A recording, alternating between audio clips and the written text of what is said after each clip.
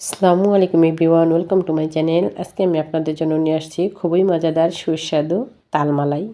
এই তালমালাইটা খেতে এত মজা, এত সুস্বাদু, আপনারা না খেলে বুঝতেই পারবেন না।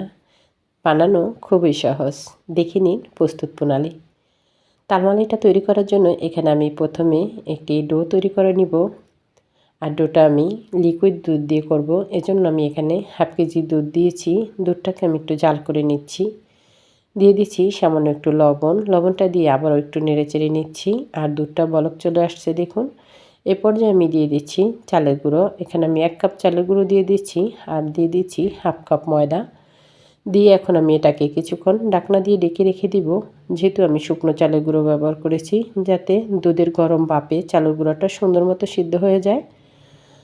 আর এই তো দেখুন চালের গুঁড়োটা খুব সুন্দর মতো সিদ্ধ হয়ে গেছে। এখন আমি এটাকে কিছুক্ষণ নেড়েচেড়ে নামিয়ে নিব।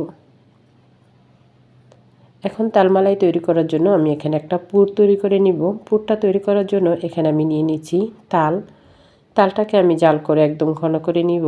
এই তো দেখুন তালটা আমি জাল করে অনেকটাই ঘন করে নিয়েছি।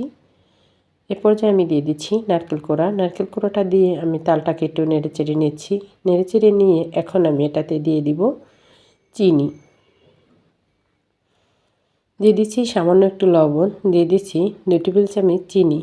চিনিটা দিয়ে এটাকে আমি আবারও একটু নেড়েচেড়ে নিচ্ছি। আর এই তো দেখুন চিনিটা দেওয়াতে তালটা অনেকটা নরম হয়ে গেছে। এখন এ পর্যায়ে আমি দিয়ে দিচ্ছি 1 টেবিল চামচ সুজি। সুজিটা দিয়ে আবারও আমি একটু নেড়েচেড়ে নিচ্ছি যতক্ষণ না পর্যন্ত সুজিটা সিদ্ধ হয়ে যায়। আর এই তো সুজিটা সিদ্ধ হয়ে যাওয়ার পরে এটাতে আমি দিয়ে দিচ্ছি দুধ। এখানে আমি গুঁড়ো দুধ ব্যবহার করেছি। দিয়ে এখন আমি এটাকে নেড়েচেড়ে নিচ্ছি যতক্ষণ না পর্যন্ত এটা ভালোভাবে শুকিয়ে যায়। এই তো দেখুন শুকিয়ে গেছে, পুরটা একদম রেডি। এখন আমি এটাকে নামিয়ে নিচ্ছি। নামিয়ে নিয়ে যে ডোটা আমি আগে থেকে রেডি করে রেখেছিলাম সেটাকে আমি একটু মথে নিচ্ছি।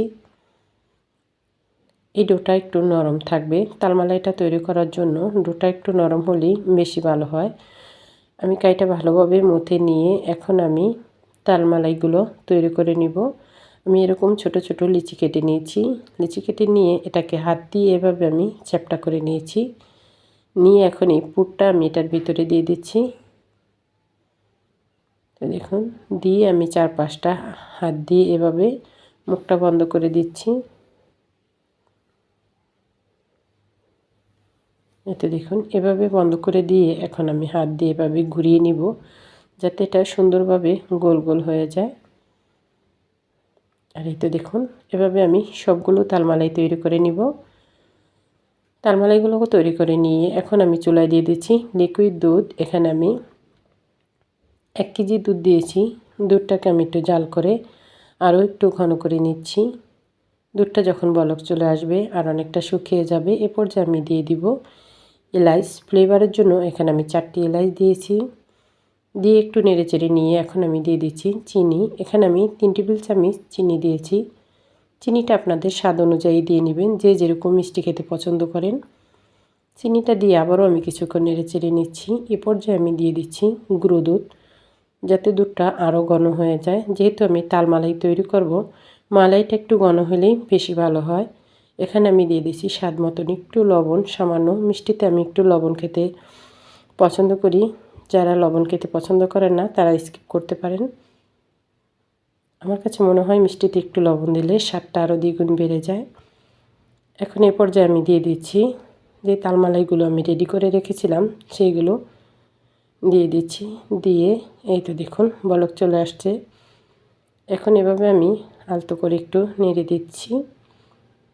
এখন আমি এটাতে দিয়ে দিচ্ছি সামান্য আধা চামচ কর্নফ্লাওয়ার গুলিয়ে আমি এটাতে দিয়ে দিচ্ছি, যাতে দুধটা আরও ঘন হয়ে যায়। আর এই তো দেখুন তালমালাইগুলো অনেকটা ঘন হয়ে গেছে আর এটা একদম রেডি। কত সুন্দর হয়েছে, কতটা ঘন হয়েছে দেখুন। এখন আমি এটাকে নামিয়ে নিব। নামিয়ে এখন আমি এটাকে পরিবেশন করে নিচ্ছি। দেখুন এটা দেখতে কতটা সুন্দর হয়েছে আর কতটা লোভনীয় হয়েছে। এটা দেখতে যেমন সুন্দর হয়েছে, খেতেও কিন্তু দারুণ হয়েছে। ছোট বড় সবাই খেতে এটা খুবই পছন্দ করবে। অতিথি আপ্যায়নে খুব সহজেই তৈরি করে নিতে পারেন এই রেসিপিটি।